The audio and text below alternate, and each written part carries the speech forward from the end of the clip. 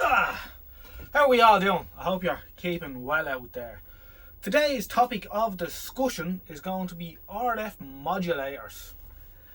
Now, I got this one from a famous Oriental selling site, and we're going to have a look at it and see if it's any good. And the reason why I got it is it's a VHF modulator, and they seem to be a little bit harder to come by, especially suitable for our standards here.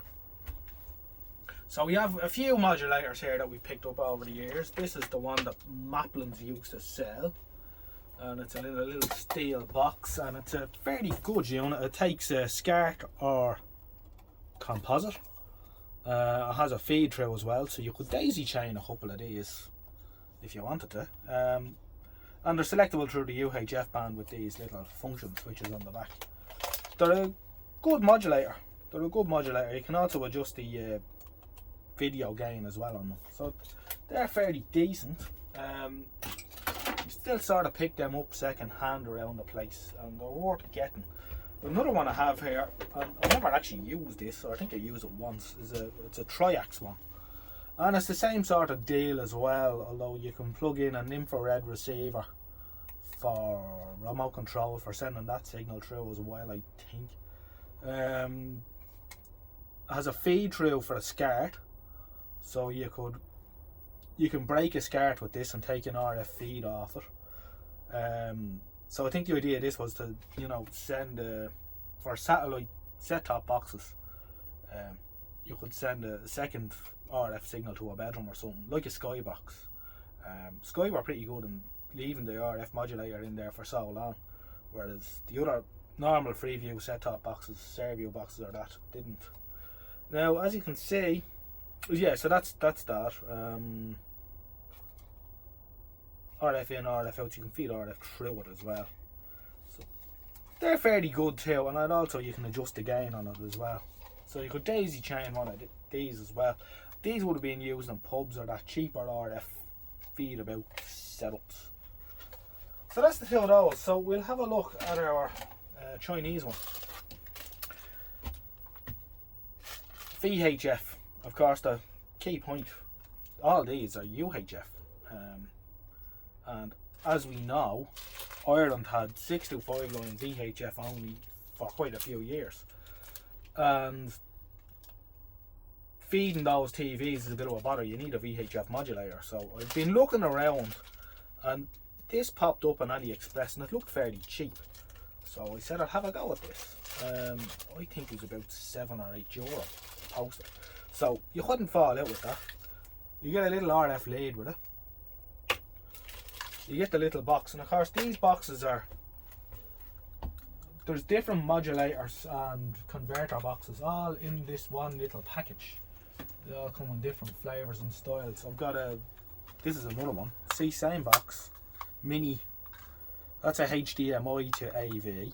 So I was using that with the laptop and the Maplin's RF modulator in the house for a while. And then I've got another one that's AV my mind has gone blank. VGA from the computer to composite AV out, and I was using that to feed the Megatron from a little computer beside the Megatron, so we can watch YouTube and Netflix and stuff on the Megatron. So these, I don't know if they're made by the same crowd or whatever, but they all come in the same little boxes, and they're very cheap. So that was, now the tuner's drifting on this thing a bit.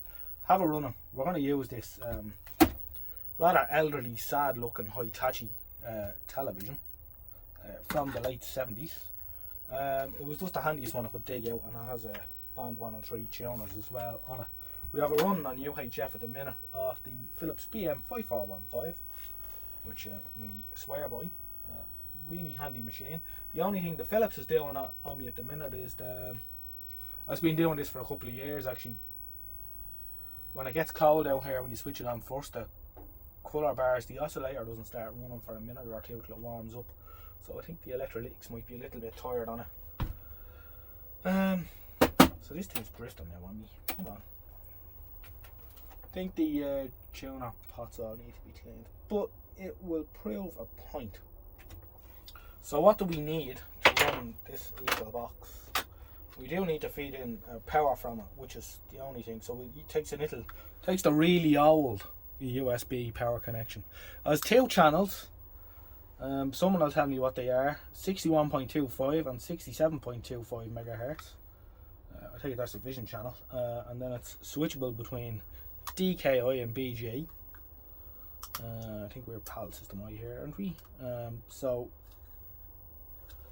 we need to get a USB charger. So nick that on the phone at the minute. I have the phone on charge, and we'll plug it in. They give you a little tiny, very short USB doofer. I'm surprised they're still using these ancient.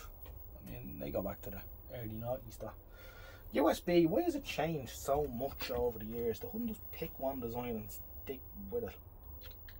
Anyway, not to worry.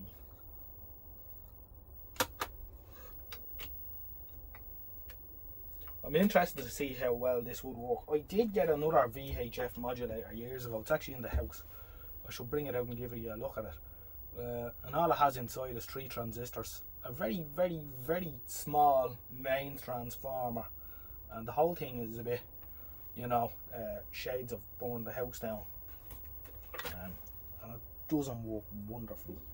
I was hoping this might be a bit better. You know, there might be, you know, crystal control doofers in here and whatnot. Right, so we have it plugged in. A little RF lead in. Plug this out. Plug this in. So she's plugged in now, and I will feed the video. I really should get a bit of sound as well to feed into this, but we'll go just with the video for the time being.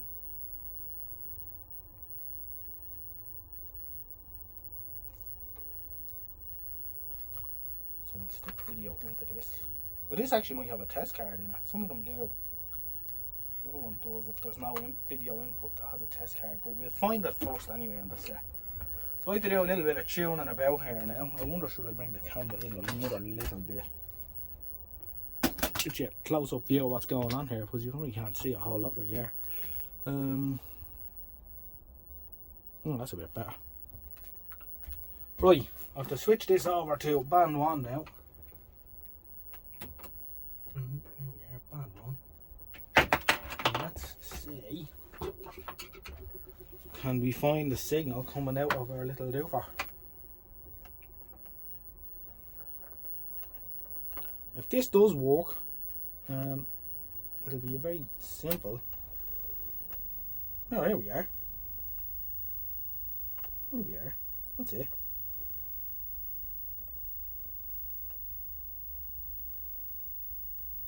What do we think of that? Well, to be honest, it's not wonderful, but it's not bad. The colour is a little bit, the resolution is a little bit. I wonder, has it got a... No, this doesn't appear to have a built-in colour bar.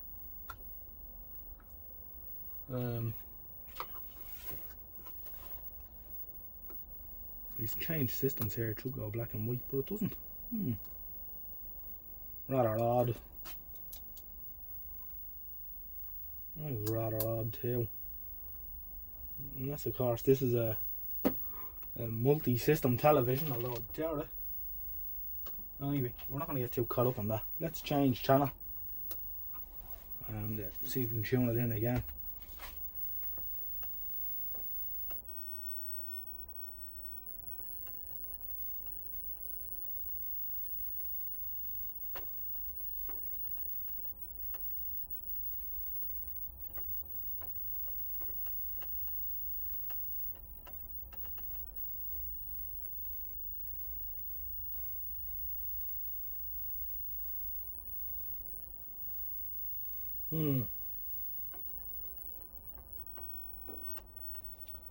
Not working out so well. Let's go back. I don't know what to make of this. That's better. I don't think we might have been tuned in on. We might have been tuned in on a. Say it for me. A ghost or whatever you call it. A spore, a harmonic we might have been tuned on, because that's a better looking picture now. That's a very reasonable picture actually. I wouldn't fall out with that at all. I think I would recommend the little box if you need a VHF modulator for the couple of quid that it is.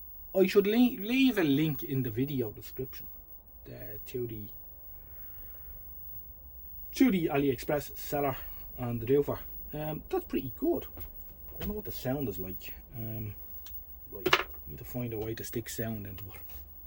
To give some game time. Okay, so I'm just running sound off this little Sony pocket radio here into it. I have to say the sound coming through it is perfect. That game at Parkhead kicks off at 8 o'clock.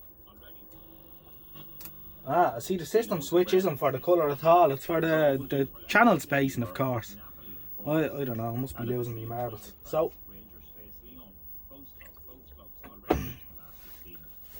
that's going to work out very well. There's nothing wrong with that picture at all coming through that little box, and the sound is perfect. At 6. In Gaelic Games, Limerick have been awarded a record 12 hurling all-stars from this year's GPA Awards. Cian Lynch, Sean Finn and Kyle Hayes are all in the shortlist for Hurler of the Year, and they are in the team. The previous record for all-stars was won by the 2020 Limerick team. Kilkenny in 1983, 2000 and 2008. Okay, I'm going to call that 1977 and 20 of the Year. Nothing wrong with the sound coming through that at all. That's a very handy VHF modulator, especially for the money that it cost. The only downside is that you need to have a USB power in it. But I think we could live with that. Tucked in behind the television somewhere, it could be a very useful feature. Alright, I'm going to leave it at that for now. A success. Thanks for watching. I'll catch you again in the next one soon. All the best.